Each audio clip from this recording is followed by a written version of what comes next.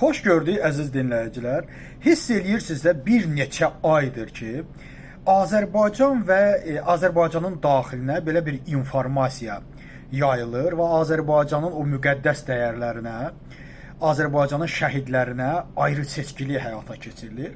Xatırlayırsa bunu da mən bir neçə dəfə bunları deməli araşdırdım, baxdım, gördüm ki, İrandan və İran meyilli İran vilayəti fəqih sistemini ortaya qoyan, bu təfəkkürü yayan və Türkiyədə olan bəzi, məsələn, bilirsiniz ki, bu Yahudilərə qarşı, İsrailə qarşı dəhşətli bir düşmənçiliyi bağı olan insanlar tərəfindən, media tərəfindən yayılan bir informasiyalar var.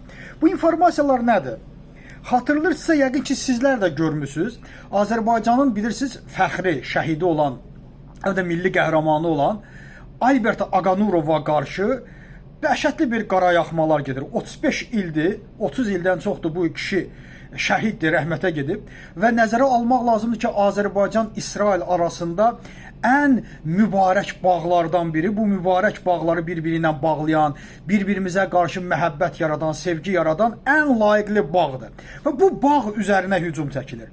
Dostlar, mən tamamilə əleyhinəyəm ki, Azərbaycan şəhidinin milliyyətinə görə bölələr. Azərbaycanın erməni şəhidi də var, Azərbaycanın xristiyan şəhidi də var və Azərbaycanın yəhudi şəhidi də var. Hər biri eyni ilə bu bizə əziz və bizə doğmadır. Biz heç vaxt heç kəsin milliyyətinə görə bölmürük. Amma bu günləri Albert o şəhidimizə qarşı, o Şuşanın müdafiəçisinə qarşı dəhşətli bir qarayaxma var. Və bu barədə artıq Yerusalim Post qəzeti də yazıb. Baxın, görün nə qədər duyğusal, görün nə qədər duyğu həyata keçirən və diqqət yetirən bir qəzetdir və bir formadır. Bax, dövlət belə olmalıdır. Dövlət araşdırır və baxır, mətbuat yazır və mətbuat bu qədər təhlükəli bir informasiyanı bizə də verir, İsrailə də verir. Azərbaycan mediası da, hər halda Azərbaycan dövləti də bu barədə düşünməlidir. Niyə görə bunlar indiyənə yayılır? Və İrandan da bizə qarşı bu baskı var, Türkiyədən də bizə bu baskı var.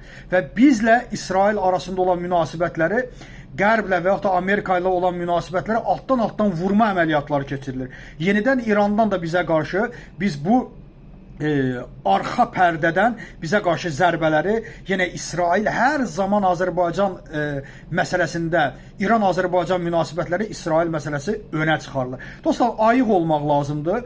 Bunlar qəsdli edilirlər. Bunun bir kampaniyası var. Yüzlərlə insan, İrana işləyən şpiyonlar bu işlə məşğuldur və bunlar hamısı qəsdidir. Unutmayın bunu. İkincisi, biz bu günləri həmişə İbrahim sazişindən, Amerika ilə olan münasibətlərdən danışırıq. Dostlar, niyə görə biz bunu danışırıq? Bizim danışığımız daha geosiyasidir, daha böyük anlam kəsb edir. Bugün dünyada iki böyük süper güc var. Biri Amerikadır, ikinci yerdə Çindir. Biz harda olmalıyıq?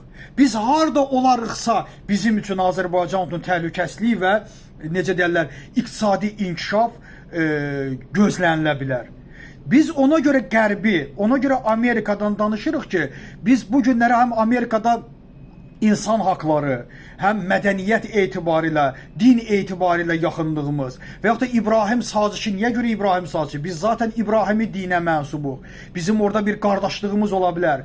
Həm din baxımından, həm iqtisadiyyat baxımından, həm mədəniyyət baxımından biz daha çox Avropada, biz daha çox Amerikadan qazana bilərik. Ona görə biz bugün Amerikanı deyirik. Niyə görə? Çünki bu günləri Amerikanın tutaq ki, hər hansı bir şirkəti, Apple şirkətini götürək və yaxud da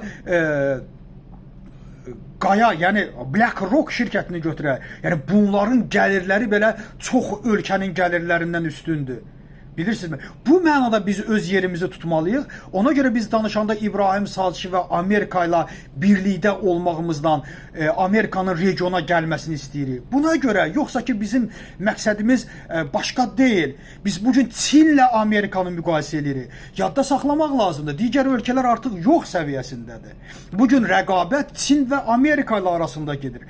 Bizə kim nə verə bilər? Əlbəttə, kommunist Çin bizə nə verə bilər?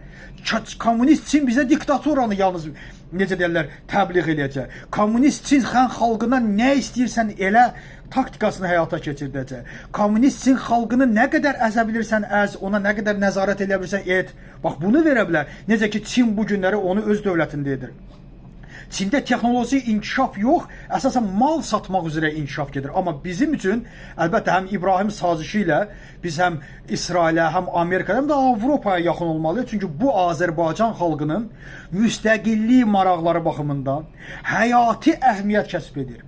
Baxın, müstəqillik baxımından və Azərbaycan xalqının həyati əhəmiyyətli dəyərləri bizi Avropanın yanında, bizi Amerikanın yanında və bizi İbrahim sazişində daha çox görür və biz də bu maraqları təbliğ edirik. Digər maraqlar bizim əleyhimizədir. İstər İranın olsun, istər Çinin olsun, istər Rusiyanın olsun. Bunlar yalnız və yalnız bizdə diktaturanı sevəcəklər.